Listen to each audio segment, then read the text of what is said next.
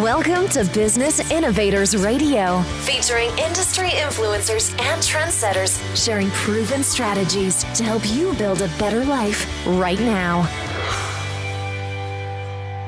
Welcome to Brilliance Business TV, conversations with leading experts in business. I am your host, Mark Stephen Pooler. We have an incredible guest on the show today, Mandy Hawtin, and we're going to be talking all about the cosmetic industry, which is a really interesting topic. We're streaming live on Facebook, Twitter, Instagram, LinkedIn, YouTube. We're on the 360 TV network, USA Global Radio and Television Network. We are on Business Innovators Radio Network, mspnewsglobal.com, Android, Roku, Fire, and many more platforms. So let's bring in our incredible guest, Mandy Hawtin. Mandy, welcome to Brilliance Business TV. Thank you, Mark. It's so nice to be here. And I was going to say good morning, but it's actually good evening for you. It is. And yes, we're in very different parts of the world, but that's the great thing with technology. So let's get started with the show. Just share a little bit, Mandy, about who you are and what you do. Well, Mark, I'm a cosmetic chemist and I do have my own skincare brand called Seadragon Organic. But what I'm really enjoying this year is sharing the truth about marketing in the beauty industry, particularly around skincare. It's something I'm really, passionate about and really enjoying.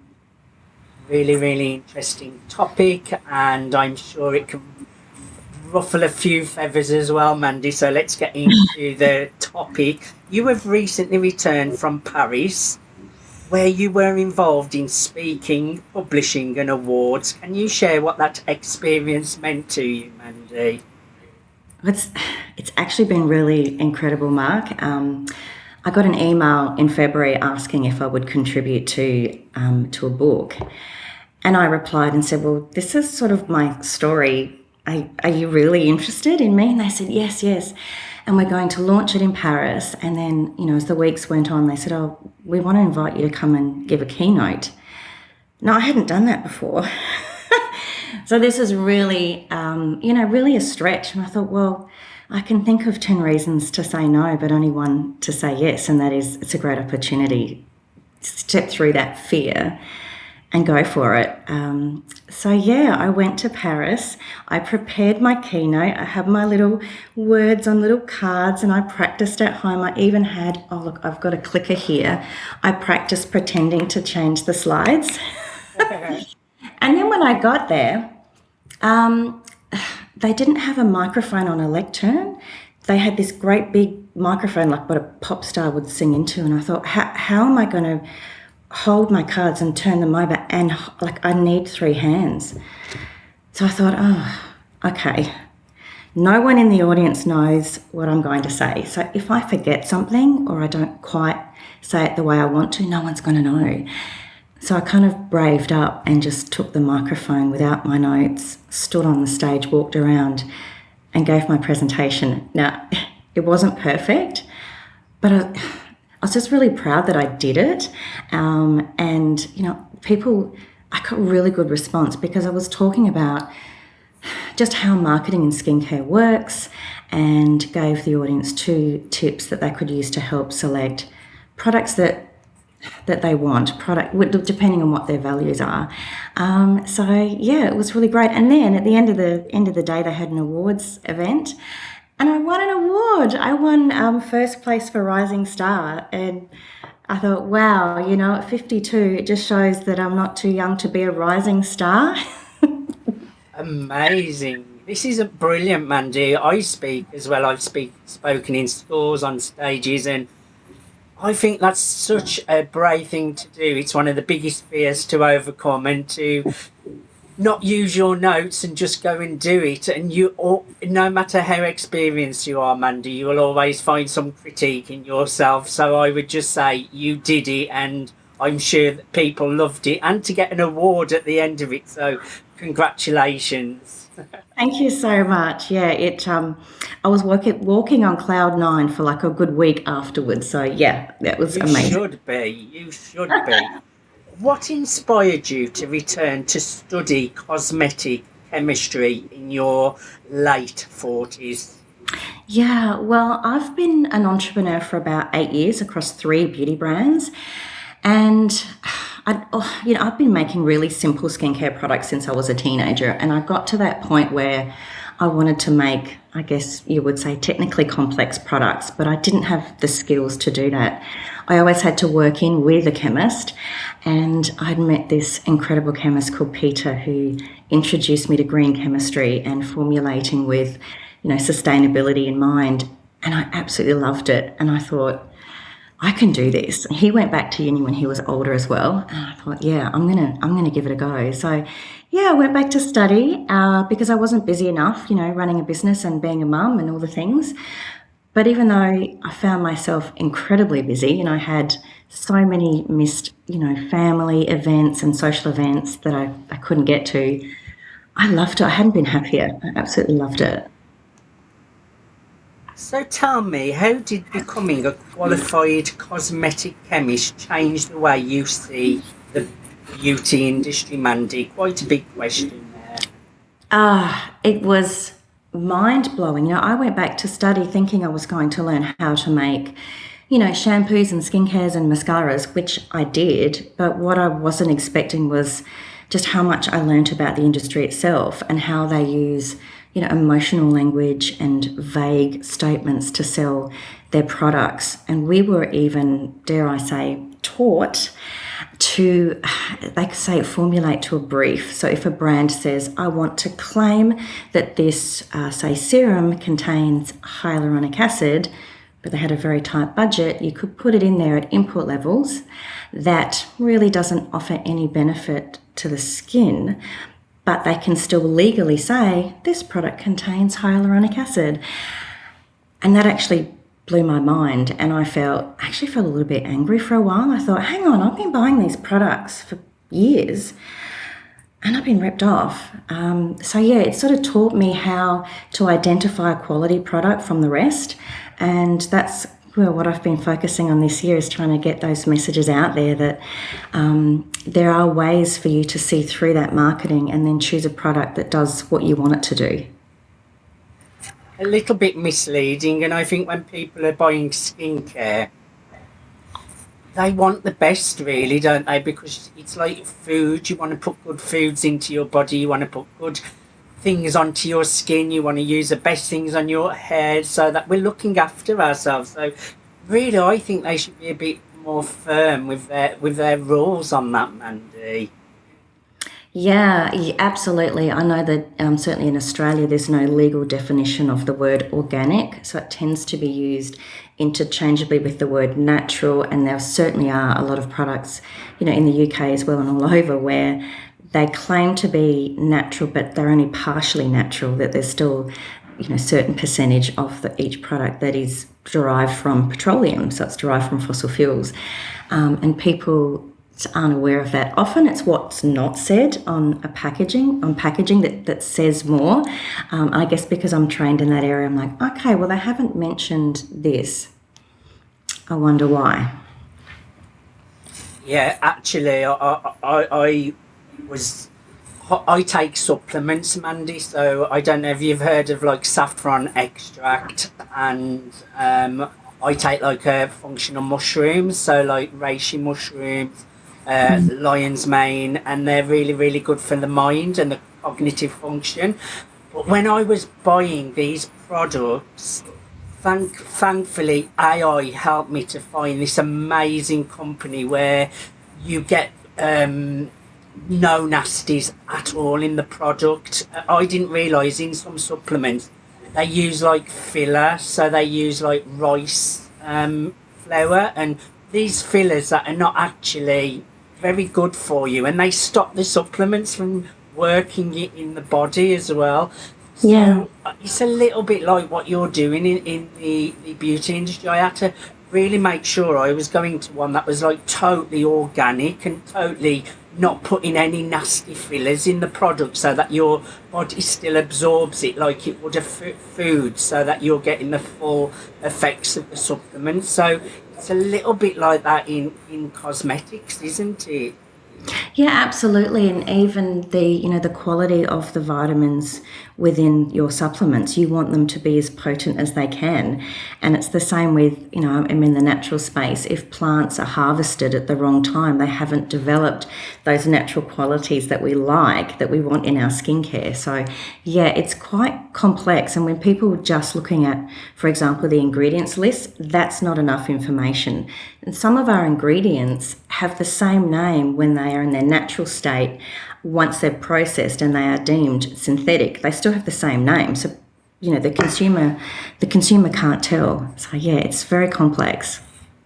And I would say there's a lot of people out there using products what they think are doing something. Same with supplements, and they're probably just like a placebo. They're probably not even working because they've not got the proper compounds or the proper ingredients that make them work. So I think it's really important that you're educating people on these kind of things, Mandy. What should people look for when choosing their skincare products?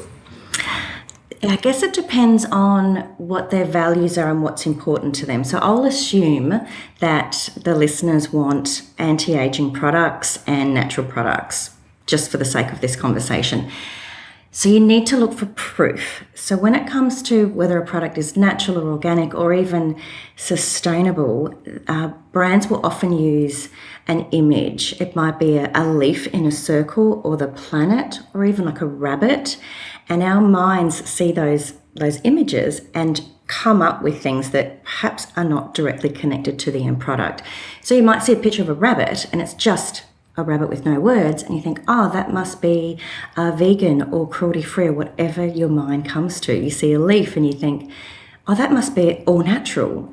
But maybe the product is 70% natural and 30% derived from petroleum. The thing is, there's no agreed meaning to those symbols within the beauty industry. So what you need to look for are the names of a certifier. So certified natural, certified organic. And those symbols, they look similar. They might be a leaf in a circle, but they will name that certifying company. And that means an independent company have come in and audited the products. They've audited the packaging. So if the brand says 98% natural or 98% organic, you know that it's legitimate. The other thing to look for are numbers. Try and steer clear and see through those emotional words like, glow up and age defying, radiant, and look for the boring results of clinical trials, such as when used twice a week for 3 weeks, 98% of customers saw a reduction in their wrinkle depth by 34%, right? It's not as glamorous, but it's those numbers. It means that, again, an independent company have done a trial and there's proof that the product does what it says it does. Brilliant. Great tips for people out there. What made you decide to call your company Seadragon? Very unusual name there. Yeah, I had a friend of mine say to me, she actually laughed. We were out for dinner and she's like, Seadragon? Like, really? Why didn't you call it unicorn? And I'm like, leafy sea dragons are an Australian fish. They are real. I didn't make it up. They are the state emblem for South Australia, which is where I'm originally from. And when I was a student, I started to explore marine actives, and I really loved them. And I loved that the clinical data showed that they were performing at the same level of the traditional synthetic actives. So if you go back 5 or 10 years, the natural and organic products really didn't perform as well as the traditional synthetic, but that conversation is changing these days. So my range now has those beautiful marine actives, all sustainably sourced, of course. But no, sea dragons, they are vegan. Sea dragons are not in the product, they're just on the outside on the packaging. Yes. So it was also a nod to the fact that it's all made in Australia. So, and all of the people that work on the company are in Australia. A lot of brands, even if they're Australian or from the UK or from the US, they get their products made in Asia. So it's Australian or American or UK brand, but it's not made there. So it was like a nod to the marine ingredients, but also a nod to Australia. I love it. I love it. Now, just tell us a tiny little bit about your products, Mandy, and your brand and what you offer for people. And obviously, we've got the website up there where people can check you out. It's seadragonorganic.com.au. Yeah, go ahead. Oh, thank you. It's interesting that only a few months ago I won 4 awards from a UK company from the Beauty Shortlist, and that's my entire range. I only have 4 products, and it was, I guess, just reassuring knowing that I'm on the right path, because I have been told to do things differently. I've been told by industry experts, do not use large 100-gram tubes. Use airless jars. They're more glamorous. People like them. But to me, that they end up in landfill. They're not recyclable. Most beauty packaging isn't. I also wanted multi-purpose products, and I was told not to do that. Have lots and lots and lots of products in your range. And again, I thought, well, it's landfill. It's a lot of time in the morning. Women want high-performing products, but I don't think they want 5 or 6 steps in the morning. There's just too much else going on. So all of my products are multi-purpose. So my day cream, for example, has your eye cream, your serums, your primer and your moisturiser all in one product. So in the morning you'll cleanse, put on that day cream, and that's it. Then you can put on some sunscreen and makeup, and the same in the evening. And then I've got a once a week treatment product. So I've kind of gone against the industry, and the outcome is less packaging. People have to shop less often because they last 5 months instead of usually it's 1 month supply in smaller jars. And surprisingly, per gram, it actually works out cheaper than any other Australian organic brand on the market, which wasn't my intention. But because I have cut out a lot of that packaging, suddenly the price is lower. So that's been a real surprise. So it's just great to get feedback from people that they are loving that. They love that the products are simple to use, but they're also really enjoyable. You know, are formulated with ingredients that have a beautiful sensory feel. So they feel silken and lovely, but not greasy. They have beautiful essential oils for the aroma. So yeah, it's been a journey. I'm breaking a lot of rules, but I'm having fun along the way. And this is actually my first solo business. I guess I'm a solopreneur now. So I get to do things my way this time around, and I really love that. Keep breaking those rules. Now, people can connect with you. I've already mentioned your website, seadragonorganic.com.au, but people can also connect with you via email. Who would you love to connect with you, and how can people reach you? Yeah, you can email me if you have any beauty-related questions, or if you have a look at my website and you have questions. I've also started a new Instagram account called True Beauty with Mandy, and that's where I'm, I guess, being really open about the industry, because I'm stepping away from the brand, and it's like, all right, this is what I think about all of this. But yeah, I'm always happy to have a chat with people. I often recommend other brands as well if my brand isn't for you. And it might not be, because we're also different. I can suggest other brands, or even, you know, for the tweens, things that you can buy in the supermarket. They don't need actives, they don't need expensive products. Excellent. I would encourage everyone to email Mandy at seadragonorganic.com.au. That's Mandy at seadragonorganic.com.au. Mandy, I thoroughly enjoyed having our conversation today. I think it will open eyes for people, definitely. So thank you so much for being my guest today. Oh, it's a pleasure, Mark. Thank you so much for having me. The pleasure has been all ours. Thank you, everyone, for joining us for Brilliance Business TV. Thanks for listening to Business Innovators Radio. To hear all episodes featuring leading industry influencers and trendsetters, visit us online at businessinnovatorsradio.com today.